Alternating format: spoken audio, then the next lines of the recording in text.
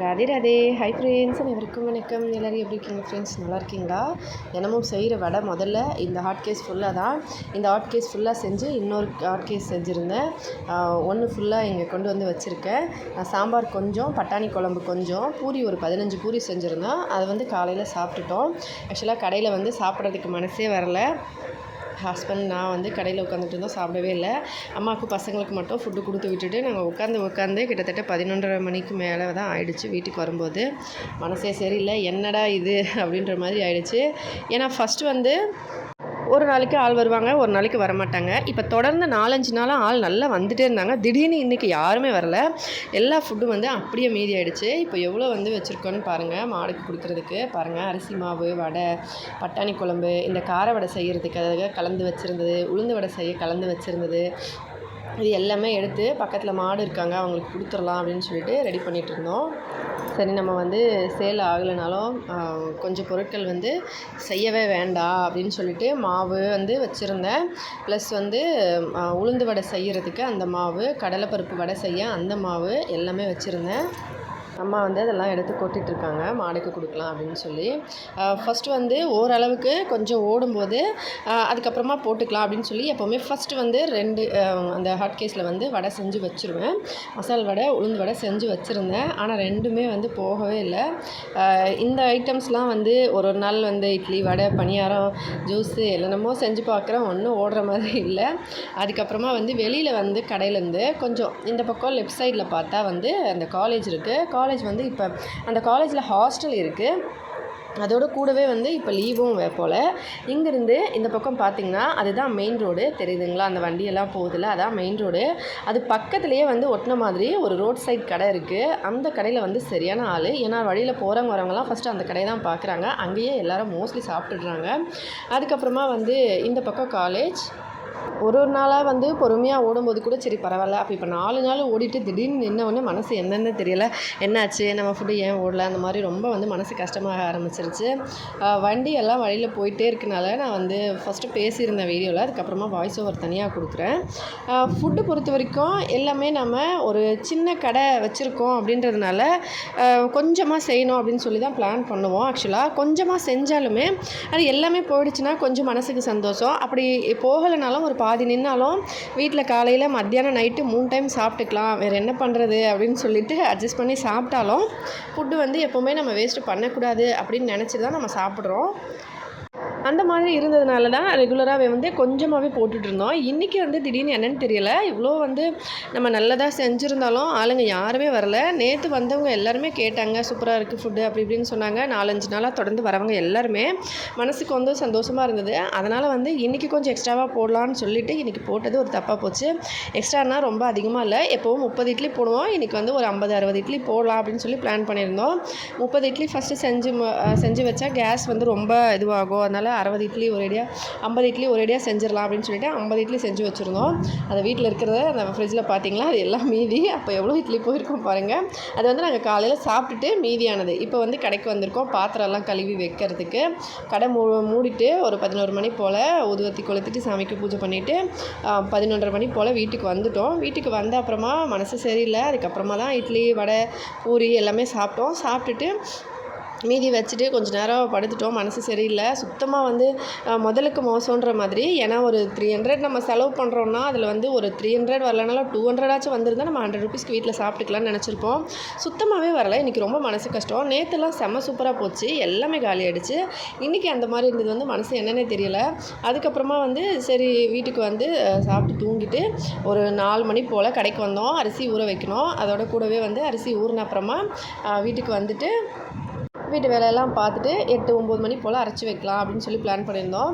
அதனால தான் வந்து இப்போ வந்திருக்கோம். இப்போ வந்துட்டு காலையில் பாத்திரம் கூட கழுவலை. அம்மா வந்து ஃபஸ்ட்லேயே சீக்கிரமாக வந்து வீட்டுக்கு அனுப்பிட்டோம். பசங்களுக்கும் அம்மாவுக்கும் ஃபுட்டு கொடுத்து. அதனால் அம்மா சீக்கிரமாக வீட்டுக்கு வந்துட்டாங்க. அம்மா வந்த அப்புறமா அம்மா வந்து பாத்திரம் தேய்ச்சாங்கன்னா நான் கழுவிடுவேன். ஹஸ்பண்ட் வந்து எடுத்து கவுத்து வைக்கிறது அந்த மாதிரிலாம் பண்ணி ஹெல்ப் பண்ணுவார். 3 பேரும் ஒன்றா சேர்ந்து எல்லா வேலையும் பார்த்துப்போம். ஆனால் அம்மா வந்து விடவே மாட்டாங்க பாத்திரம் கழுவுறதுக்கு. சரின்னு சொல்லிட்டு கழுவிட்டோம் அப்படின்னு சொல்லிட்டு நானும் வந்து கொஞ்சம் நேரம் இந்த பக்கம் அந்த பக்கம் அரிசி ஊற வைக்கிறது அதெல்லாம் பண்ணிகிட்டு இருந்தேன். கடை வந்து ஓடலை அப்படின்றது நம்ம புது கடைன்னு நம்மளே நம்ம மனசு தேர்த்திக்கிட்டாலுமே ஒரு நாளைக்கு ஓடிட்டு ஒரு நாளைக்கு ஓடலைன்னும் போது தான் ரொம்ப மனசு கஷ்டமாக இருக்குது. ஏன்னா நம்ம வந்து ஒரு நம்பிக்கையில் வந்து எதுவுமே பண்ண முடியலை. இதுவே வந்து ஒரு ஸ்டேஷ்னரி ஐட்டமோ புடவை ஐட்டம்ஸு ட்ரெஸ் ஐட்டம்ஸ்னால் நம்ம வந்து வச்சு யூஸ் பண்ணிக்கலாம். ஆனால் ஃபுட் ஐட்டம் அப்படின்றதுனால நம்ம வந்து ரொம்ப சேஃபாக தான் பண்ணணும். ஏன்னா ஃபுட்டு வந்து எப்போவுமே வேஸ்ட் பண்ணக்கூடாது. அந்த ப்ராசஸ்லேயே நம்ம வந்து கொஞ்சம் கொஞ்சமாக பண்ணிக்கிட்டு இருக்கோம். ஆனாலும் ஒரு சில டைமில் இந்த மாதிரி மீறும்போது மனசு ரொம்ப கஷ்டமாயிடுது. பக்கத்தில் வந்து யாராச்சும் வந்து சாப்பாடு கிடைக்காதவங்க இருந்தாலும் அங்கே போய் கொடுத்துடலாம். ஆனால் அந்த மாதிரி இங்கே எங்கேயும் இல்லை. அதனால் வந்து சரி மாடுக்காச்சும் கொடுத்துடலாம் அப்படின்னு சொல்லிட்டு எல்லாமே எடுத்து வச்சுருக்கோம். என்ன பண்ணுறது, ஸ்ட்ரகிள் பண்ணணும்னு முடிவாயிடுச்சு. பண்ணிடுவோம், ஒரு கை பார்த்துருவோம் அப்படின்னு நினச்சாலுமே வந்து முடியலை. பார்த்துக்கலாம் அப்படியே கொஞ்சம் கொஞ்சமாக வந்து ஒரு சில நாட்களில் ஓடாத போது கொஞ்சம் வந்து மனசு கஷ்டமாயிடுது. மற்றபடி வந்து நம்ம கண்டிப்பாக முயற்சியை கைவிடக்கூடாது அப்படின்னு சொல்லிட்டு கண்டிப்பாக வந்து மறுபடியும் செய்வோம். காலையில் 4 மணிக்கு எழுந்திரிச்சு எல்லா வேலையும் பண்ணி கிட்டத்தட்ட 8 மணிக்குள்ளே ஃபுட்டு ரெடி பண்ணி நம்ம வைக்கும் போது மனசு வந்து கண்டிப்பாக எல்லாரும் சேல்ஸ் ஆகிடணும்டா அப்படின்னு தோணிகிட்டே வைப்போம். அது ஓடலைன்னும் போது கொஞ்சம் அந்த வந்து மனசு கஷ்டமாக இருக்கலாம். அதுதான். மற்றபடி உங்கள் எல்லாருக்கிட்டையும் நான் எப்போவுமே ஷேர் பண்ணுற மாதிரி சொல்லணும்னு நினச்சேன், அதான் சொன்னேன். மற்றபடி வந்து வேறு மனசு கஷ்டம் தோல்வி வந்து ஒத்துக்கிறது அந்த மாதிரியெல்லாம் இல்லை. கண்டிப்பாக வெயிட் பண்ணுவோம், கஷ்டப்படுவோம், நல்லதாக வந்து கிடைக்கும், ட்ரை பண்ணலாம் அப்படின்னு சொல்லி நினைக்கிறோம். இப்போ வந்து கடையில் வந்து பாத்திரம்லாம் கழுவி எடுத்து வச்சுட்டு மறுபடியும் வீட்டுக்கு வரோம். வீட்டுக்கு வந்து அப்புறமா நம்ம சக்கரவள்ளி கிழங்கோட தோலில் வச்சு சிப்ஸ் செய்யலாம். அம்மா வந்து பாத்திரம் கழுவ ஆரம்பிச்சிட்டாங்க. எவ்வளோ பாத்திரம் பாருங்கள். இது வந்து சமைக்கும் போதே இட்லி பாத்திரம், இந்த தவா, கடை இதெல்லாம் வந்து ஒன்று ஒன்றா கழுவிட்டே இருப்பாங்க அம்மா. அப்போ கூட வந்து இவ்வளோ பாத்திரம் மீதி ஆகிடும். எவ்வளோ பாத்திரம் கழுவினியும் இவ்வளோ பாத்திரம் இருக்குது. சரி வந்து கொஞ்சம் அப்படியே வந்து 2 பேரும் சேர்ந்து கழுவிடலாம் அப்படின்னு சொல்லிட்டு 2 பேரும் கழுவ ஆரம்பித்தோடனே அம்மா வந்து வேண்டான்னு சொல்லிட்டு அவங்களே கழுவிட்டு எடுத்து வச்சுட்டாங்க எல்லாத்தையும். ஹஸ்பண்ட் வந்து எல்லாம் பாத்திரம்லாம் எடுத்து மேலே கவுத்து வைக்கிறதெல்லாம் பண்ணிகிட்டு இருந்தார் கொஞ்ச நேரம். அதுக்கப்புறமா வந்து மாவு இதுதான் மீதியானது. இந்த கேஸ் தான் கொண்டு வந்துட்டோம் கடைக்கு வீட்டிலேருந்து. ஏன்னா இது வந்து காலியாக போகுது, அதனால் ரொம்ப வெயிட் கம்மியாக இருக்குது. இந்த மாவு தான் வந்து எல்லா ஃபுட்டெல்லாம் போட்டு ரெடி பண்ணி எடுத்து வச்சுருக்கோம்.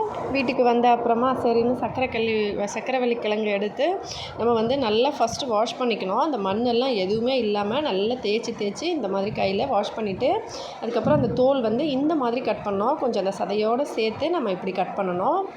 வேக வைக்கிறது வந்து நம்ம இந்த மாதிரி கட் பண்ணி இதை வந்து சிப்ஸ் பண்ணி சாப்பிட்டுட்டு கிழங்கு வந்து அதுக்கப்புறமா நம்ம கட் பண்ணி கூட ஆவியில் வச்சு வேக வச்சு சாப்பிடலாம். செம்ம டேஸ்ட்டாக இருக்கும். எத்தனை பேருக்கு சின்சான் வந்து சக்கரவள்ளி கிழங்கு சாப்பிட்றது பிடிக்கும், நீங்கள் பார்த்துருக்கீங்கன்னு மறக்காமல் கமெண்ட்டில் சொல்லுங்கள். எனக்கு ரொம்ப பிடிக்கும். சக்கரவள்ளி கிழங்கு அலப்பறைகள் செம்ம சூப்பராக இருக்கும். நீங்களும் பார்த்துருக்கீங்கன்னா மறக்காமல் கமெண்ட்டில் சொல்லுங்கள். இதை வந்து நல்லா கழுவுன அப்புறமா இந்த மாதிரி சீவணும். நான் வந்து ஒரு கையில் ஃபோன் பிடிச்சிட்டு இருந்ததுனால அப்படியே வந்து சீவனா. அதுக்கப்புறமா இந்த மாதிரி சீவி எடுத்துட்டேன். இப்போ கொஞ்சமாக உப்பு, கொஞ்சம் மிளகாத்தூள், கொஞ்சம் மஞ்சத்தூள், கொஞ்சமாக வாசனைக்காக கரம் மசாலா இல்லை சாட் மசாலா ஏதாவது ஒன்று ஆட் பண்ணிவிட்டு ஒரே 1 ஸ்பூன் அளவுக்கு கொஞ்சமாக வந்து எலுமிச்சை சாறு வந்து சேர்த்துக்கணும். எல்லாத்தையும் சேர்த்த அப்புறமா இந்த மாதிரி நல்லா வந்து மிக்ஸ் பண்ணிடணும். கொஞ்சம் மஞ்சத்தூள் சேர்த்துக்கலாம். இப்போ வந்து எலுமிச்சைப்பழ சாறு சேர்த்துட்டு எல்லாத்தையும் ஒன்றா மிக்ஸ் பண்ணி கொஞ்சம் நேரம் வச்சிடலாம். கொஞ்சம் நேரம் கழித்து நம்ம வந்து எண்ணெயில் போட்டு பொரிச்சு எடுக்கலாம். செம்ம டேஸ்ட்டாக இருக்குங்க. நமக்கு வந்து இதோட டேஸ்ட் எப்படி இருக்குன்னா, இந்த மரவள்ளிக்கிழங்கு சிப்ஸ் இருக்கும் இல்லையா, ஸ்டிக் மாதிரி, அதுக்கப்புறமா கொஞ்சம் பட்டையாக வந்து ரோட் சைட்லலாம் விற்பாங்க, அதே டேஸ்ட்டில் இருக்கும். செம்ம சூப்பராக இருக்கும்.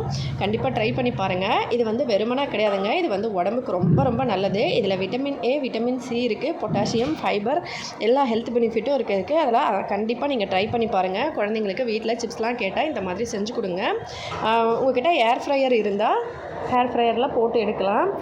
நான் வந்து மறுபடியும் சாயங்காலம் கடைக்கு வந்து அரிசி வந்து ஊற வச்சுருந்தோம் இல்லையா 4 மணிக்கு, அதை அரைக்கிறதுக்கு 8 மணிக்கு கடைக்கு வரும்போது இப்போ வந்து இதை பொரிச்சு எடுக்கிறேன். ஏன்னா வீட்டில் வந்து கேஸ் 2மே இங்கே தானே இருக்குது. இந்த கேஸ் கொஞ்சமாக இருக்குது, புது கேஸுமே கொண்டு வந்துட்டோம். அதனால் வந்து கேஸ் இல்லை வீட்டில். இண்டக்ஷன் வந்து ஆர்டர் பண்ணியிருக்கேன், அது வரலை இன்னும். இண்டக்ஷனுக்காக பட்ட பாடு கொஞ்சம் நெஞ்சம் இல்லை. அதை அப்புறமா வீடியோ அப்லோட் பண்ணுறேன். அதுக்கப்புறமா சரின்னு போட்டுட்டு இந்த மாதிரி கண்டிப்பாக நல்லா எண்ணெய் வந்து சூடாக இருக்கணும், இல்லைனா வந்து எண்ணெய் நிறைய குளிச்சிடும். ஆல்ரெடி எண்ணெய் லைட்டாக சூடாக இருந்து நான் மாவு அங்கே அரைச்சிட்டு இருந்ததுனால கவனிக்கல, டக்குன்னு போட்டு அப்புறமா தான் எனக்கு தெரிஞ்சுது. எண்ணெய் நல்லா சூடாக வச்சுட்டு அதுக்கப்புறம் போடுங்க, இல்லைனா எண்ணெய் குடிச்சிடும். இப்போ வந்து இதை நல்லா பொரித்து எடுத்துக்கணும். எந்த அளவுக்குனா இது நல்லா கிறிஸ்பினஸ் நமக்கு தெரியும், அந்த அளவுக்கு போட்டு பொரிச்சு எடுக்கணும். கண்டிப்பாக இவ்வளோ வந்து கஷ்டமாக இருக்குது, வந்து மனசு இதுவாக இருக்குனாலுமே நமக்கு வந்து ஒரு தைரியம் இருக்குது. கடவுள் கண்டிப்பாக வந்து நல்லதாக வழி காட்டுவாங்க. நம்ம கஷ்டப்படாமல் கடவுள் வந்து எல்லாம் எங்களுக்கு கொடுங்கன்னு சொல்லி கேட்குறது தப்பு. கஷ்டப்பட்டு போட்டுகிட்டே கேட்டோம்னா கண்டிப்பாக கடவுள் நமக்கு நல்ல வழி கொடுப்பாங்க அப்படின்னு சொல்லி ஒரு நம்பிக்கை இருக்குது. பார்க்கலாம். எது நடந்ததோ அது நன்றாகவே நடந்தது, எது நடக்கிறதோ அதுவும் நன்றாகவே நடக்கிறது, எது நடக்கப் போவதோ அதுவும் நன்றாகவே நடக்கும் அப்படின்னு நம்புவோம் அப்படின்னு சொல்லிட்டு நாங்கள் வந்து ஸ்ட்ரகிள் பண்ணிகிட்ருக்கோம். இவ்வளோ ஸ்ட்ரகிள்ஸு கண்டிப்பாக ஸ்ட்ரகிள் பண்ணணும் ஒரு புதுசாக பிஸ்னஸ் ஆரம்பிக்கிறதுக்கு. ஆனால் இந்த அளவுக்குன்னு சொல்லி தெரியல, பார்க்கலாம். அப்புறமா இது வந்து நல்லா பொரிஞ்சிருச்சுங்க. இப்போ வெளியே எடுத்துடலாம்.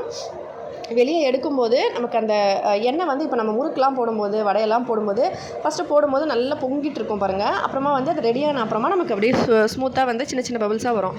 அந்த மாதிரி வந்து இருக்கணும். இப்போ இதை வெளியே எடுத்துடலாம். இந்த மாதிரி எல்லாத்தையும் வெளியே எடுத்து இதே கடாயில் வந்து நான் காலையில் வடை சுட்டிருந்தேன். அந்த எண்ணெயை எடுத்து வச்சு கடாயை கழுவி இருந்ததுனால மறுபடியும் அதை சூடு பண்ணி அதிலேயே வந்து இதை பொரித்து எடுத்துக்கிறேன். ஏன்னா குட்டி கடாய் வச்சோம்னா அந்த அடுப்பு வந்து ரொம்ப பெருசு, உள்ளுக்குள்ளே போயிடும். அதனால் வந்து பெருசே வச்சுட்டேன். இது கொஞ்சமாக இருந்தாலும் நான் வந்து சக்கரவள்ளி கிழங்கு ரொம்ப கம்மியாக தான் வாங்கியிருந்தேன். 2 தான் இருந்தது. அதனால தான் இதை அப்படியே வந்து செஞ்சு காமிச்சேன். நீங்கள் வாங்கினீங்கன்னா வேக வச்சு சாப்பிடுங்க. இந்த மாதிரி சிப்ஸ் பண்ணி சாப்பிடுங்க. குழந்தைங்க இப்போல்லாம் வந்து லீவ் டைம்ன்றதுனால புதுசாக இந்த மாதிரி ஸ்நாக்ஸ்லாம் செஞ்சு ட்ரை பண்ணி பாருங்கள். சிப்ஸ்லாம் வந்து கடையில் வாங்கி சாப்பிட்றத விட இந்த மாதிரி செய்யலாம். எங்கள் பசங்களுக்கும் அந்த மாதிரி சொல்லி தான் கொடுத்துட்ருக்கேன். அவங்க வந்து கொஞ்சம் ஓகே, ஆனால் ஒரு சில டைமில் புரிஞ்சுப்பாங்க, ஒரு சில டைமில் கேட்பாங்க கடையில். இந்த மாதிரி ஸ்நாக்ஸ்லாம் செஞ்சு நம்ம பழக்கப்படுத்திக்கலாம். இப்போ இதை வெளியே எடுத்துடலாம். இன்னொன்று கீழே விழுந்துருச்சு. இது வந்து ரொம்ப மெலிசாக இருக்குல்ல, அதனால தான். இப்போ இதையும் வெளியே எடுத்துடலாம். வெளியே எடுத்துகிட்டு இப்போ வந்து இதை ஃபஸ்ட்டு ஒரு நியூஸ் பேப்பரில் வச்சுட்டு அதுக்கப்புறமா நீங்கள் வந்து கொஞ்சம் நேரம் கழித்து அதை சாப்பிடுங்க.